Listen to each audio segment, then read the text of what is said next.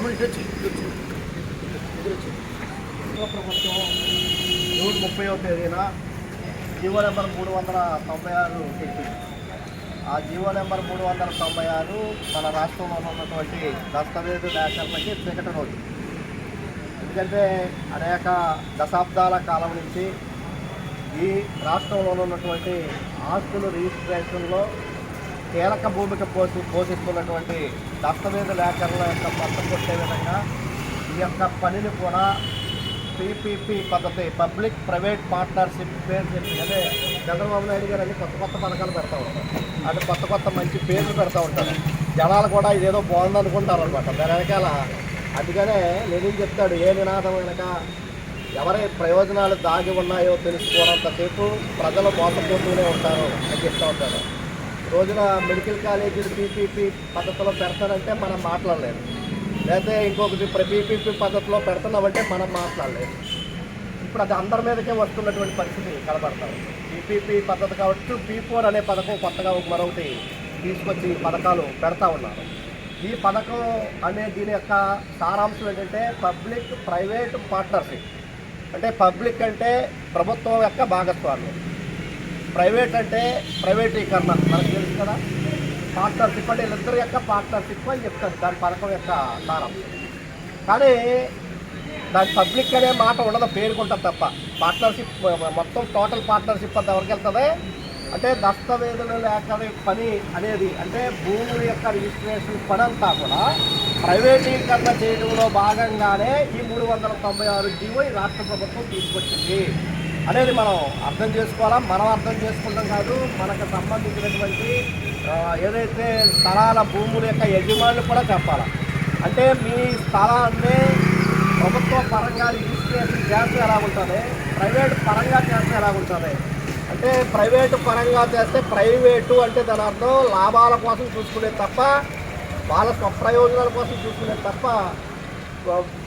ఈ యొక్క ఏదైతే ఆస్తిదారులకి ఉపయోగపడేదేమీ కాదు. కాబట్టి ఇటువంటి 396 జీవోని రద్దు చేయాలని చెప్పి మీ దస్తావేజు లేఖర్ల సంఘం రాష్ట్ర కమిటీ పిలుపు మేరకు గత 8 సంవత్సరాల నుంచి చేస్తున్నటువంటి మీ పోరాటానికి ప్రోగ్రెసివ్ డెమోక్రటిక్ ఫ్రంట్ MLCగా మీకు సంపూర్ణమైనటువంటి మద్దతు తెలియజేస్తా ఉన్నాను.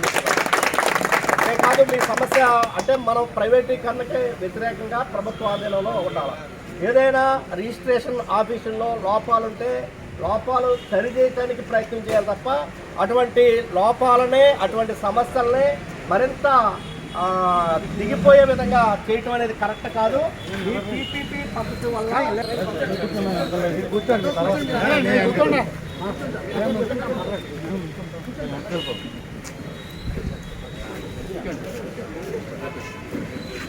పద్ధతి వల్ల ప్రజల యొక్క ఆస్తుల్ని ప్రైవేట్ వాళ్ళ చేతుల్లో పెట్టడం తప్ప మరొకటి కాదు.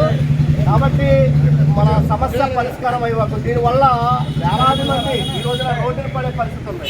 దస్తావేజు లేఖర్లే కాదు, వాళ్ళకి సహాయకులుగా ఉన్న వాళ్ళు కావచ్చు, DTP ఆపరేటర్లు కావచ్చు, లేదంటే ఈ స్టాంప్ వెల్డర్స్ కావచ్చు, అనేక మంది ఈ రోజున దాని మీద జీవనోపాధి నడుపుతున్నటువంటి పరిస్థితి ఉంది. ఈ రోజున వాళ్ళ యొక్క జీవితాలన్నీ కూడా రోడ్డున పడే ప్రమాదం ఉంది. కాబట్టి వెంటనే ప్రభుత్వం మన యొక్క ఆవేదనని అర్థం చేసుకుని కనీసంగా రాష్ట్ర కమిటీ ఏదైతుందో రాష్ట్ర కమిటీని ప్రభుత్వం చర్చలకు పిలిచి, ఆ చర్చలు పిలిచే సందర్భంలో బేసరుతుగా 396 జీవోని రద్దు చేయాలని మనం న్యాయమైనటువంటి దిగొచ్చి ఆ జీవోని రద్దు చేయాలని చెప్పి నేను ప్రోగ్రెసివ్ డెమోక్రటిక్ ఫ్రంట్ MLCగా ప్రభుత్వాన్ని మన ధర్నా శిబిరం నుంచి డిమాండ్ చేస్తా ఉన్నాను. మీ పోరాటం విజయవంతం కావాలని చెప్పేసి మీ పోరాటానికి MLCగా సంపూర్ణమైన మద్దతే కాదు, అవసరమైతే రేపు సెప్టెంబర్ నెలలో శాసన మండలి సమావేశాలు కూడా జరగబోతూ ఉన్నాయి. ఆ సమావేశాల్లో కూడా మన రెవెన్యూ శాఖ మంత్రిగా ఉన్నటువంటి అనగాని సత్యప్రసాద్ గారికి కూడా మన సమస్యని నా యొక్క లెటర్ హ్యాండ్ మీద పెట్టి ఆ మంత్రి గారి దృష్టిలో కూడా పెట్టే ప్రయత్నం చేస్తాం.